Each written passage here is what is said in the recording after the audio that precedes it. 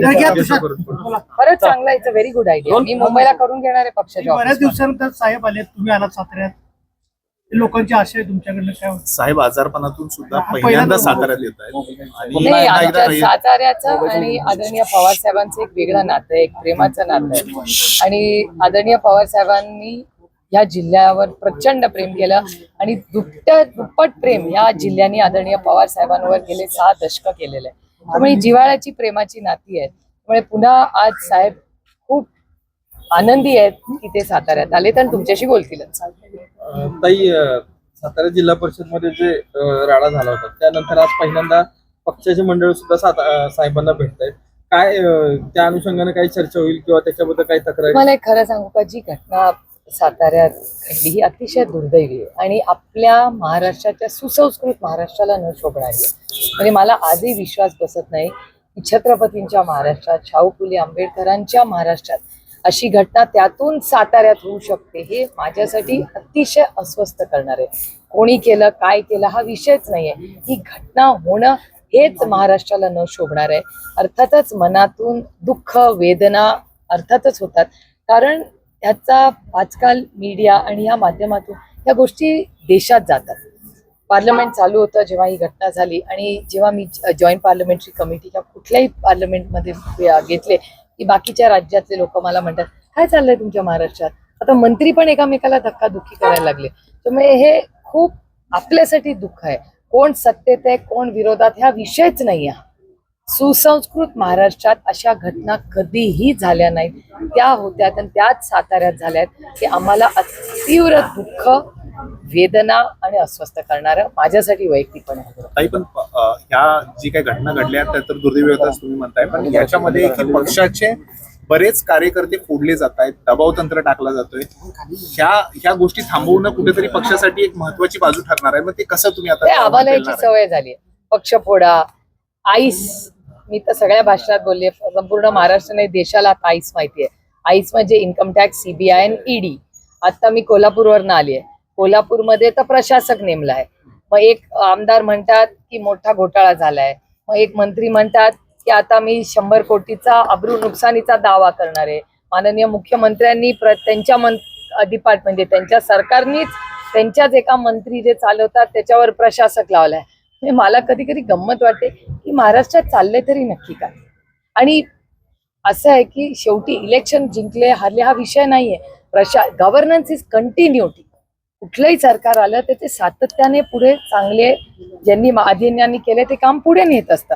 मी विरोधक आहे म्हणून असं मी कधीच म्हणणार नाही की माझ्या महाराष्ट्रात अशा घटना, अजिबात नाही. आमची लढाई वैचारिक आहे, काही वैयक्तिक कुणाशी नाही. पण वैचारिक लढाई असताना अशी जेव्हा कृती होती, म्हणजे भ्रष्टाचाराच्या विरोधात भारतीय जनता पक्ष पहिल्यांदा देशात राज्य केलं. मोदीजींचे शब्द मला आठवतात, ना खाऊंगा ना खाणे दूंगा, आणि भ्रष्टाचार मुक्त भारत मी करीन असं माननीय प्रधानमंत्र्यांनी स्टेटमेंट केलंय. आपण सगळ्यांनी ते दाखवलंय आणि ह्या मायबाप जनतेने विश्वास ठेवून त्यांना एवढा मोठा मॅन्डेट दिला, एवढी मोठी जबाबदारी देशाची दिली. आणि राज्यामध्येही तीच परिस्थिती. राज्यातही महाराष्ट्राच्या मायबाप जनतेने एका विश्वासाच्या नात्याने, आता कशी मतं फुटली वगैरे आता त्याच्यात नको आपण पडूया. आता मॅन्डेट मिळालाय, त्यांना मान्य करूया की ते जिंकले. आम्हाला असं अपेक्षित असं यश मिळालं नाही. पण अशी परिस्थिती असतानाही जर भ्रष्टाचाराचे आरोप सरकारमध्येच आपापसात होत असतील तर हे कुठल्या सरकारसाठी हे अतिशय चिंताजनक आणि घातक आहे असं माझं वैयक्तिक मत. साहेब पुन्हा महाराष्ट्राचा दौरा चालू करतायत असं कळतंय आणि त्यांची इच्छा आहेच की महाराष्ट्राचा दौरा करावा. आता टप्प्याटप्प्याने बघूया. आपण 15 ऑगस्ट नंतर मी स्वतः राज्याचा दौरा करणार आहे. त्याचं कारण असं की महाराष्ट्रामध्ये तुम्ही बघताय शेतकऱ्यांच्या आत्महत्या असतील, ज्या पद्धतीने नवीन इन्फ्रास्ट्रक्चर, बघा मी इन्फ्रास्ट्रक्चरच्या बाजूने, मी कधीच म्हणणार नाही की मी विकासाच्या विरोधात आहे, पण विकास करत असताना शेतकरी आणि पर्यावरण ह्याचा समतोल ठेवूनच विकास झाला पाहिजे. कारण का नाही तर विकास राहील ना पाणी शिल्लक राहील ना हवा चांगली राहील. तुम्ही बघताय दिल्लीत काय झालं. विकासाच्या नावावर एवढं प्रदूषण दिल्लीत आहे की शाळा बंद करायला. आणि महाराष्ट्राची परिस्थिती फार काही वेगळी नाही. त्यामुळे काही विषयात कधीतरी राजकारण बाजूला ठेवून फार गांभीर्याने काही निर्णय महाराष्ट्र सरकारने घेणे गरजेचं आहे असं माझं प्रांजळ मत आहे. अनेक भागात आता अवकाळी पावसाचा फटका बसतोय. पंचनामे मात्र वेळेवर अजूनही होत नाहीत, मदत तर लांबच राहिली. मग शेतकऱ्यांची ओरड आहे याबाबतची काय बघ तुम्ही आता नाही, तुम्ही बघाल कालचा तुमच्याच सगळ्या चॅनलनी कांद्याचा भाव काय दाखवला. हो. कांद्याची परिस्थिती अतिशय गंभीर आहे. अवकाळी पाऊस अनेक ठिकाणी, म्हणजे काल तर 6 जिल्हे तुम्ही बॉक्समध्ये दाखवले की अवकाळी पाऊस झालाय. म्हणजे अवकाळी पाऊस आहे, त्यांना शेतीमालाला भाव मिळत नाही. जगामधली जी परिस्थिती आहे त्याच्यामुळे एक्सपोर्ट्सचा प्रॉब्लेम झालेला आहे, ज्याच्यात आपल्या शेतकऱ्यांना मध्ये 2 पैसे मिळत होते तेही आता थांबलेलं आहे. एवढी अस्थिरता, युरिया मिळत नाही. म्हणजे युद्ध एक आणखी नवीन निमित्त झालं. त्याच्या आधीही युद्ध सुरू व्हायच्या आधी युरियाचा तुटवडा आहे, तुमच्या चॅनल्सनी दाखवलेलं आहे. त्यामुळे आता परिस्थिती तुतू मेमे करण्याची नाहीये. कालच ऑपरेशन सिंदूरचा 1 वर्षाच्या बद्दल उल्लेख माननीय प्रधानमंत्र्यांनी केला. तुम्हाला आठवत असेल, जेव्हा पेहलगामचा हल्ला झाला तेव्हा पहिले या देशातले नेते आदरणीय पवार साहेबच होते, जे म्हणाले की हा देशावर हल्ला आहे, आम्ही राजकारण बाजूला ठेवून सरकारच्या बरोबर आहोत. त्यानंतर काँग्रेसनेही तो मनाचा मोठेपणा दाखवला आणि आम्ही सगळे जगभर भारत सरकारच्या बद्दल त्यांची भूमिका मांडत आम्ही सगळे जगभर सगळे खासदार फिरले. तेव्हा आम्ही पक्ष बघितला नाही, पहिला देश, त्याच्यानंतर राज्य, त्याच्यानंतर पक्ष आणि त्याच्यानंतर कुटुंब, ही भावना आम्ही ठेवली. तशीच या युद्धामध्ये मी पहिल्या दिवसापासून म्हणते की ऑल पार्टी मीटिंग बोलवा, विपक्षला कॉन्फिडन्स मध्ये घ्या. कारण का ही परिस्थिती आणि आज जी ह्याची आर्थिक परिस्थिती देशाची पुढे ही अडचणीत येते. तुम्ही हळूहळू बघताय, महागाई वाढली आहे का नाही, नोकऱ्या कमी होत आहेत की नाही, हा सगळा डेटा सांगतोय. अहो, गुन्हेगारीमध्ये आज महाराष्ट्रात पुणे जिल्हा 1 नंबरला आहे. पुणे जिल्हा शिक्षणात सगळ्यात सुसंस्कृत, सगळ्यात पुढे. देशातून मुलं शिक्षणाला यायची की नाही पुण्याला, आज गुन्हेगारीत आम्ही नंबर 1 झालो. अहो, त्या भागाची लोकप्रतिनिधी म्हणून काम करते. अस्वस्थ वाटतं, दुःख वाटतं.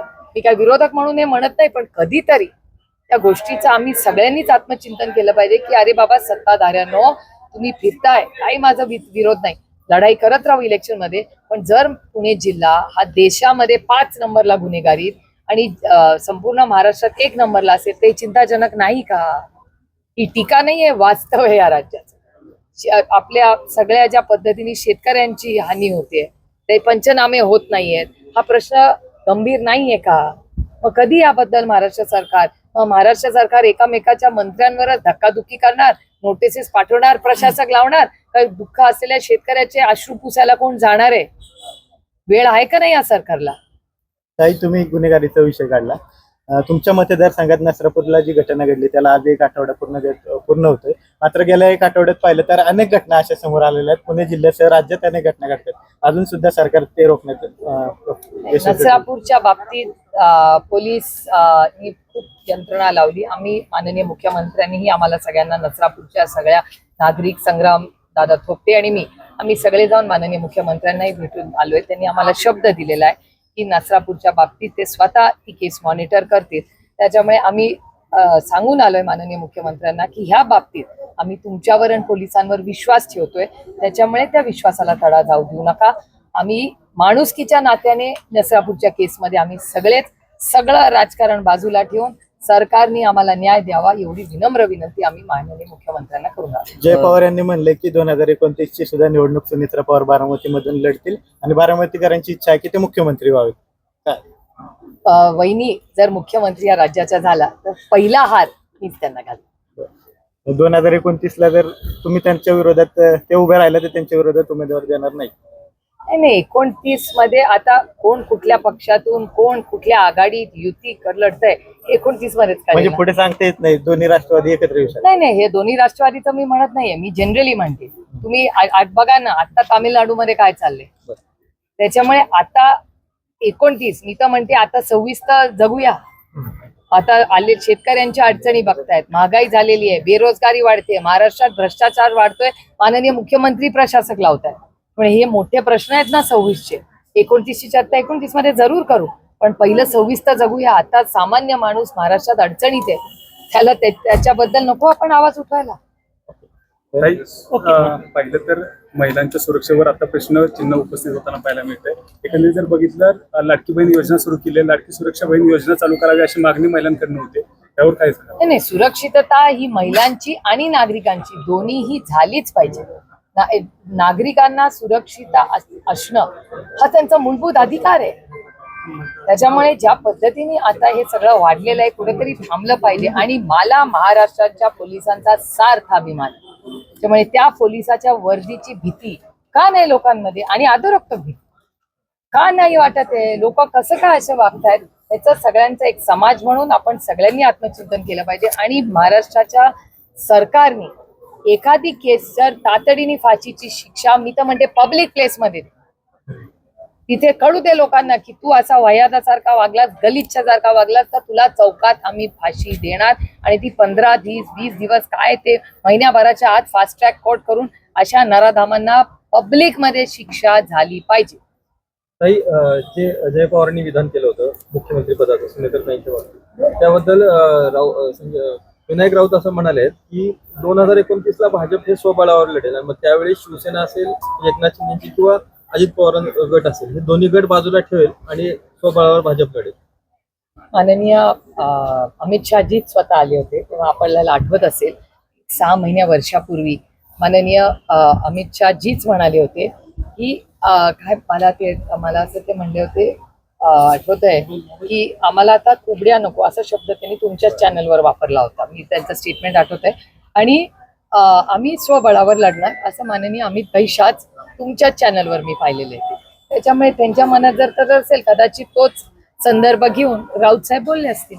काही आता जो आपला ऑपरेशन तुतारीची चर्चा माध्यमात आहे, आपल्या पक्षाचे खासदार देखील एकनाथ शिंदे यांच्या संपर्कात असल्याची माहिती मिळते. नेमकं काय असं रोजच असं आहे ऑपरेशन. आम्ही निवडून आल्यापासून आपलं ऑपरेशन चाललंय, म्हणजे माझं पण त्याच्यात नाव होतं. त्याच्यामुळे गेले अनेक वर्ष ही चाललेली आहे. एक तुम्हाला सांगते, आम्ही स्वाभिमानी मराठी माणसं. त्याच्यामुळे आणि हे बघा आमचे काय भानगड नाही ना, ईडी ना पीडी ना काय बाबा, आपले काय इडापिडा काय प्रॉब्लेम नाही आहे. आम्ही तुमच्या सगळ्यांची सेवा करण्यासाठी या राज्यात निवडून आलेलो आहे. लोकांनी आम्हाला संधी दिली आहे, त्या संधीचा मान करून या राज्यात एक चांगला बदल घडून तुमची सेवा आणि विकास करण्यासाठी आम्ही निवडून आलोय. आणि अनेक वेळा सत्तेत किंवा विरोधात असले तरी कामं होतात, आमची तरी होतात. त्याच्यामुळे मला असं वाटतं की ह्या गोष्टी होत राहतील, तोडून फोडून ह्या गोष्टी होतील आणि त्याच्यात काही गंमत नाही.